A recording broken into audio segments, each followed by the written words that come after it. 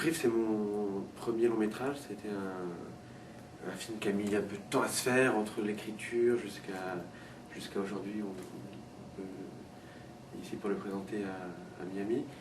Et auparavant, j'avais réalisé pas mal de formes courtes, en fait, des courts-métrages, et puis des choses plus expérimentales, des installations, des vidéoclips, qui avaient été l'occasion d'essayer des différentes formes de narration cinématographique. Pour moi, la forme courte, ça a toujours été une espèce de... un peu comme un laboratoire, comme ça, qui m'a permis justement d'avancer, de trouver la façon qui me semblait la plus personnelle de faire du cinéma. Rive, c'est une espèce d'aboutissement en fait, puisque c'est un film qui a mis du temps à se faire, qui est un film qui parle de la ville et qui parle du rapport de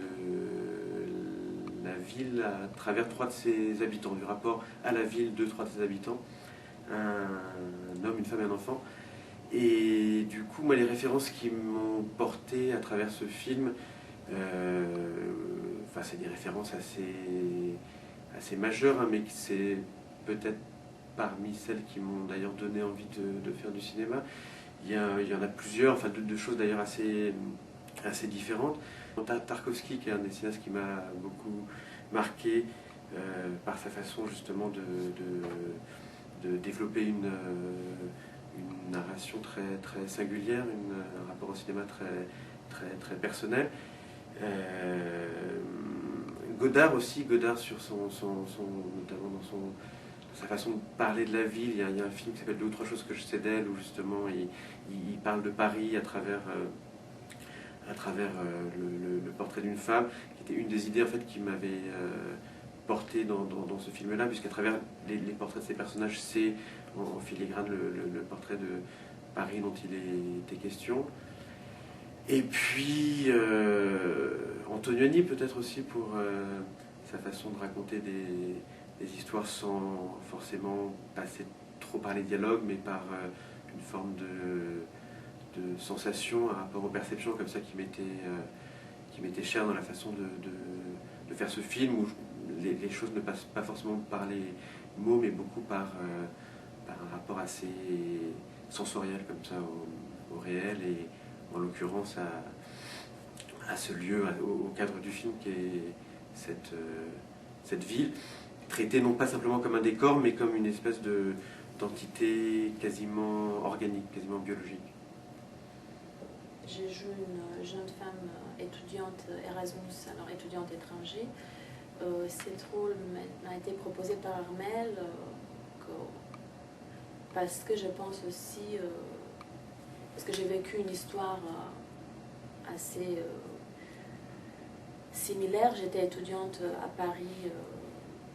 étudiante étrangère. Du coup, j'ai vécu les sentiments de personnes qui arrivent dans une ville que moi je ne connaissais pas, je ne parlais pas exactement la langue. Du coup, effectivement, comme Armel disait que c'est un film sensoriel, je pense pour moi aussi, à l'époque quand j'étais étudiante, tous les autres sens devaient être beaucoup plus développés pour savoir comment vivre dans cet organisme de ville comme Paris, qui peut être de temps en temps un petit peu dur. Et comme moi je ne suis pas une comédienne professionnelle, j'ai accepté aussi le rôle parce que ça me paraissait que moi je pourrais faire passer ce message, parce que en effet je pense que pendant certaines périodes j'étais plutôt silencieuse dans Paris, et du coup être plutôt silencieuse dans le film et juste être présente, j'espérais que ça va quand même ça va sortir aussi sous l'écran. Les trois personnages interprètent quelque chose d'assez proche de ce qu'ils sont dans la vraie vie. Enfin, il y avait cette envie dans le film d'emblée qui était de travailler sur une trame fictionnelle, mais qui s'inscrit dans un cadre presque documentaire, ou en tout cas très ancré dans une forme de réalité. Et du coup, les trois personnages interprètent quelque chose qui assez proche de ce qu'ils étaient, puisque enfin, le petit garçon est effectivement collégien, Yasmina était elle-même étudiante Erasmus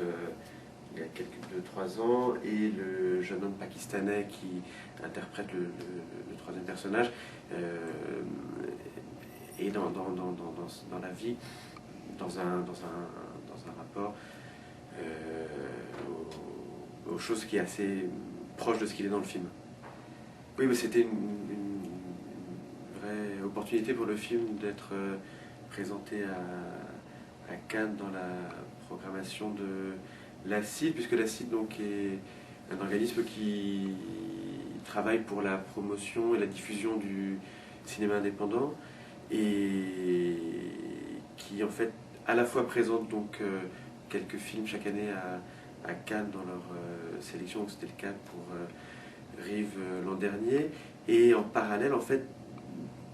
travaille sur la diffusion et l'aide à la diffusion en fait, de ces films-là, donc ce qui a permis effectivement à notre film Arrive de sortir en salle en France au mois de février,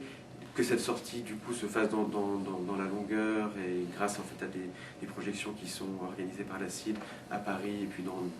différentes salles de France, et puis effectivement à travers des festivals partenaires de voyager, de montrer le film dans différents endroits du globe. Il y aura 2 projections à l'ouverture du festival, European Film Festival, à 7h demain, 31 mai, et 1er juin. Je ne suis pas sûre à quelle heure, mais c'est aussi à la Cinémathèque de Miami dans le cadre du festival. Et on sera là.